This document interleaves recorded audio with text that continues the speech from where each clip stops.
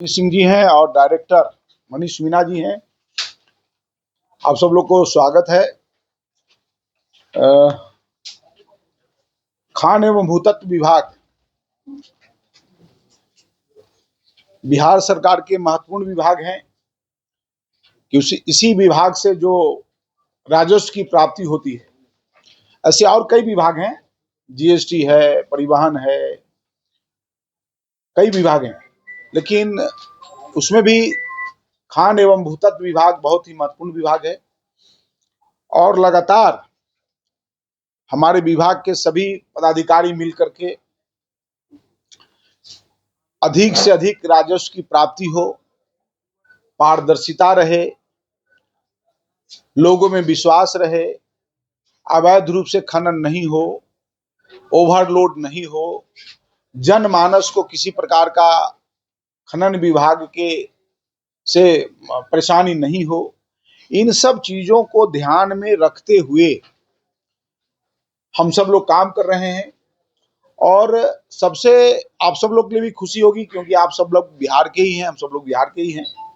तो पिछले साल जो 25-26 के जुलाई माह का जो था उसमें करीब 569 करोड़ 12 लाख रुपए की राजस्व की प्राप्ति हुई थी और 26-27 जुलाई माह जो अभी बीत रहा है इसमें करीब 790 करोड़ 23 लाख की राजस्व की प्राप्ति हुई है।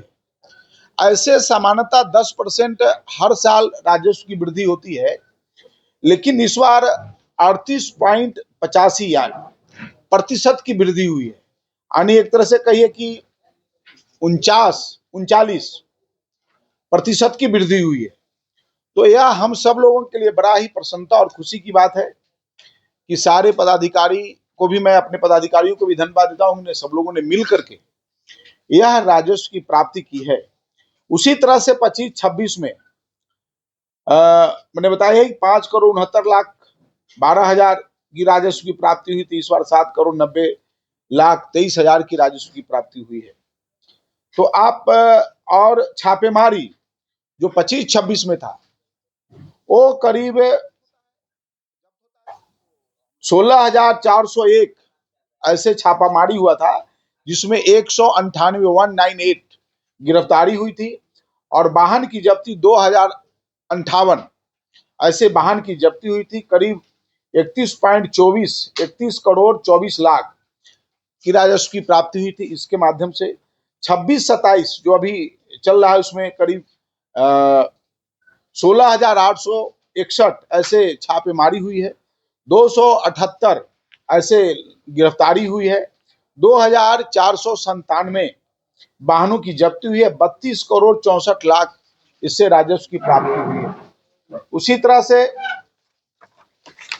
पत्थर उद्योग, जो अभी हमने कहा कि पत्थर उद्योग भी हम लोग अभी इस साल शुरू करने वाले हैं। पहले मुश्किल से 4 चल रहे थे, उसका भी जो टाइम बाउंड था वो समाप्त हो गया था।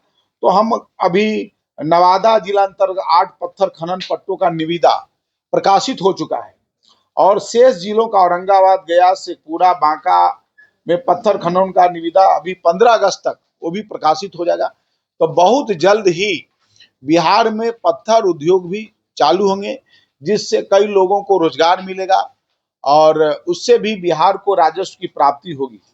और एक चीज आप सब लोग को जान करके खुशी होगी कि जैसे मद्य निषेध में अपना उनका पुलिस होते हैं, सिपाही होते हैं जो मद्य निषेध की निगरानी करते हैं,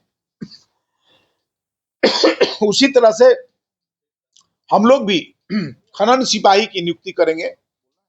करीब 1,000 अभी हम लोग एक प्रस्ताव रखे हैं, तो 1,000 खनन सिपाही और हम लोग देंगे ताकि खनन में और पारदर्शिता आए।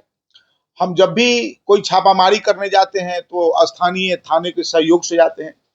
जब हमारे पास अपना फोर्स होगा तो हम कहीं भी अचानक जाकर के और हम कर सकते हैं, क्योंकि प्रशासन पर भी कई दबाव रहते हैं। दबाव का उनके पास भी लॉ एंड ऑर्डर संभालना है, कई काम रहता है, तो वो भी उनका भी काम हल्का हो जाएगा और हमारे लोग, हमारे जो विभाग का सिपाही होगा वो जाकर के छापामारी करेंगे और तो इससे और पारदर्शिता आएगी और गलत काम जितने भी करने वाले लोग हैं उसमें कमी आएगी। दूसरा है, राज्य के बाहर से आने वाले खनिज लदे वाहनों का जीपीएस हम लोग लगाने वाले हैं। तो बिहार में जो है वाहन उसमें तो लगा ही है, लेकिन जो बाहर से आते हैं तो उसमें जीपीएस नहीं है, तो वो भी हम लोग आगे करने वाले हैं महीना एक महीना में, कि जो भी बाहर से वाहन आते हैं उसमें जीपीएस लगा रहे, और एक महीना का समय देंगे और फिर जो नहीं लगाएंगे फिर उन पर जो है जो विभागीय जो प्रक्रिया है उस पर कार्रवाई होगी। दूसरा है कि सिल्फ मैनेजमेंट यानी गाद का प्रबंधन, आज से बहुत पहले भी सब लोगों की इच्छा थी और माननीय मुख्यमंत्री जी नीतीश जी भी उस समय कहे थे कि इसका मैनेजमेंट करना बहुत जरूरी है। तो उसके लिए भी हम लोग एक कर रहे हैं, डिस्ट्रिक्ट सर्वे रिपोर्ट हम लोग मंगवा रहे हैं। ये मंगवाने के बाद जो है इनको विभिन्न जो बिहार की विभिन्न नदियों हैं जहां है जिसके कारण काफी डंप हो गया है, तो उसको हम लोग उसको कैसे हम लोग करेंगे उसके लिए हम लोग देखेंगे। ऐसे जो हमारे ईंट भट्ट में लगे जो व्यवसाय में जो लोग लगे हैं उनका कहना था कि गंगा नदी का यदि हमको सिर्फ मिल जाए, गाद मिल जाए, तो हम ईटा में हम इसको उपयोग कर सकते हैं। तो उसके लिए हम लोग आगे